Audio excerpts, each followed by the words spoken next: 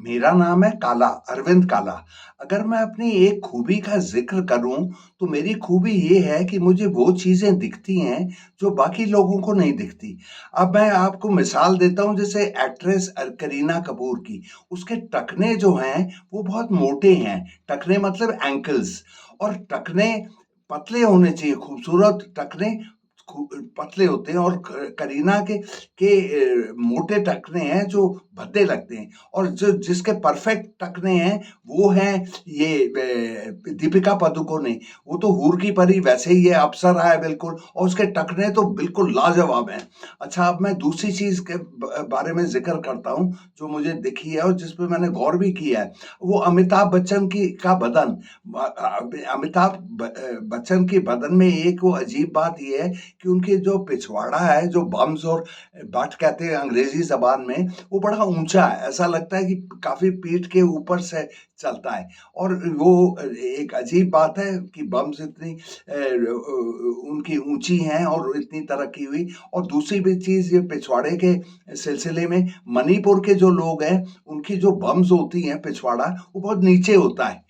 बहुत ही नीचे। आप देख लीजिए, मॉल में, दिल्ली के मॉल में कहीं भी देख लीजिए, उनके पिछवाड़े बहुत कम होंगे, लड़कियों के भी और लड़कों के भी।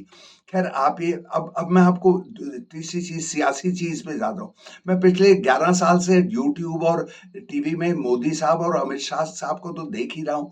तो मैंने एक चीज का एक ध्यान दिया है कि इनकी दोनों की तोंद ये एक साथ चलती हैं। अगर मोदी साहब की तोंद बढ़ती है, तो अमित शाह साहब की भी तोंद, अमित शाह साहब की इतनी वफादारी हो, ज्यादा ढोकले खाने लगते हैं, फिर उनकी भी तोंद उतनी हो जाती है जितनी मोदी साहब की तोंद की होती है। और अगर मोदी साहब की तोंद घटती है, तो ये अमित शाह साहब भी अपने ढोकले कम कर देते हैं। इस किस्म का जुड़ाव है इसमें।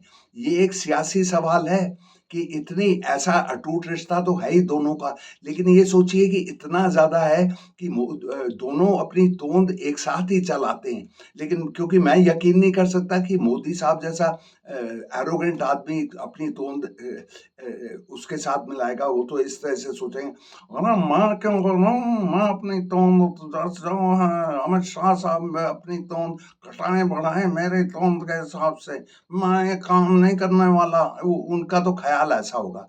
खैर, यहाँ पर मैं आता हूँ कि बीजेपी के बारे में, ये वीडियो बीजेपी के बारे में, और बीजेपी की एक असली खूबी ये है, और जो उसकी ताकत है, वो वो है, ये एक ही सियासी पार्टी है हिंदुस्तान में जो कभी नहीं टूटी। जनाब, ये 75 साल से जिंदा है बीजेपी। 1952 में मिली थी, और कभी इसमें दरार नहीं आई, कभी किसी की खिलाफत नहीं हुई। आप सोचिए, बाकी पार्टियों को देखिए, कांग्रेस तो 5-6 दफा टूट चुकी है। इंदिरा गांधी ने खुद अपनी पार्टी तोड़ी थी, अभी तक लोग चलते जा रहे हैं। शरद पवार, ये सारे जो इनके, ये सब लोग जो कांग्रेस की, सब ने छोड़ी और अभी भी छोड़ रहे हैं। सिंधिया और सचिन पायलट को तो पनाह नहीं मिली, तो वो टिका हुआ है। जितेंद्र प्रसाद और गुलाम नबी आजाद सब छोड़ छोड़ के जा रहे। फिर आरजेडी और बीजेडी, और ये सारे, कम्युनिस्ट पार्टी में भी टूट, अन्ना, डीएमके में भी टूट, डीएमके अन्ना डीएमके, वो शिवसेना में टूट, शिवसेना में एक हिस्सा चला गया, वो दूसरे का जो बीजेपी से मिल गया। तो इस तरह से सब टूटते हैं, लेकिन बीजेपी नहीं, और यही इसकी ताकत है। तो अब बात ये आती है कि भाई इसका राज क्या है? क्या वजह है कि बीजेपी कभी टूटती नहीं? राज ऐसा है जो लोग समझते नहीं है। वो आरएसएस का डिसिप्लिन ऐसा है।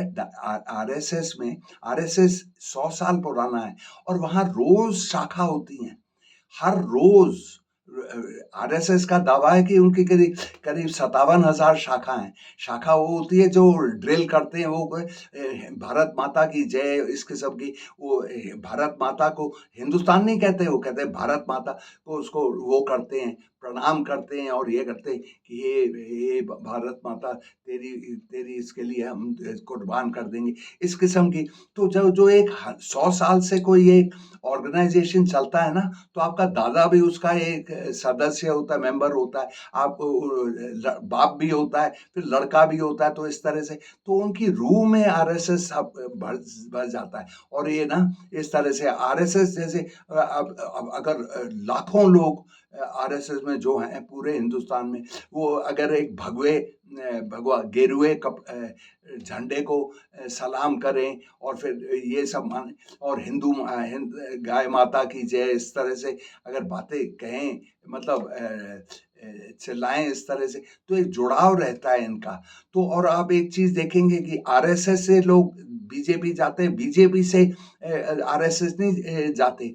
अटल बिहारी वाजपेयी, एल के अडवाणी, मोदी साहब, अमित शाह, ये सब इन्होंने सालों काटे बीजेपी में जाने से पहले। तो आरएसएस का जो डिसिप्लिन था, तो वो इनकी रूह में बसा हुआ है। तो इसीलिए आप देखेंगे कि मोदी साहब आए और अमित शाह साहब आए, इन्होंने हर सूबे में उलट पुलट कर दी जो बीजेपी का ऑर्डर था, जो हिसाब किताब था।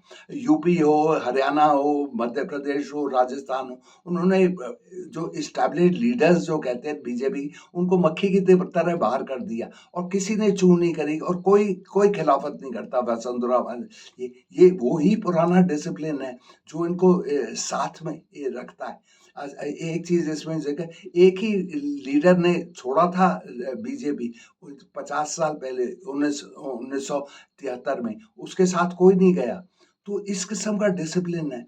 अब ये इनका जो वो पीटी करते हैं, एक यूनिफॉर्म करते हैं, पीटी कहता है, खो खो खेलते हैं और कबड्डी जो हमने एशियन गेम में इंट्रोड्यूस करी।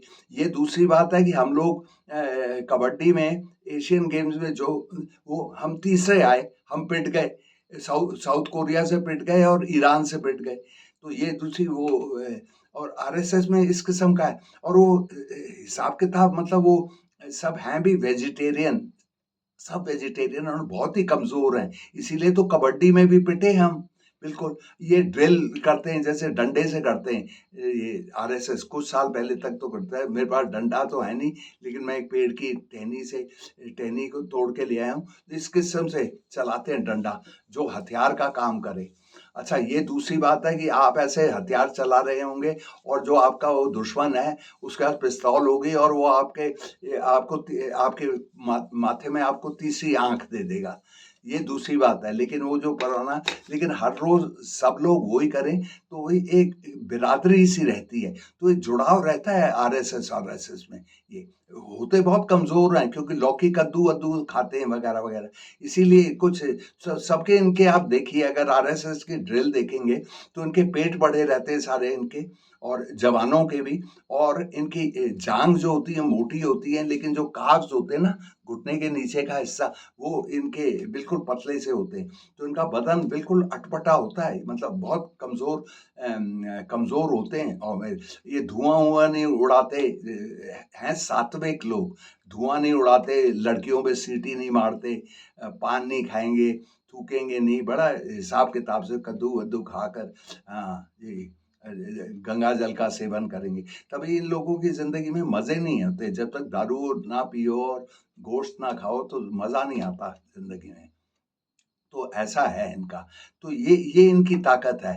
तो यही इसी वजह से तो बीजेपी इतनी तरक्की कर गई है। इसलिए मैं मोदी साहब और अमित शाह साहब की तोंद का मतलब मैंने वो रखी और अभी भी मैं ये रख रहा हूँ। आप ये सोचें तो ये चलिए, अब ये मेरे चलने का टाइम हो गया। अरे जनाब, एक गुजारिश है, रोज सुनिए मुझे जब भी मैं आता हूँ, सुनिए। बाकी लोगों को क्या, बाकी लोग बकवास करते हैं यूट्यूब में, मैं तो अकल की बात करता हूँ। तो अगर आप मेरी बातें सुनेंगे तो आप भी अक्लमंद हो जाएंगे हैं। आपकी माशूका भी आपको अच्छा मानने लगेगी, आपकी बीवियां भी, नहीं तो कहेंगे यार छोड़, आपको भगा देंगी। अच्छा, तो चलिए, मेरे रुखसती का टाइम हो गया, तो मैं आपसे विदा लेता हूँ। अच्छा, खुदा हाफिज।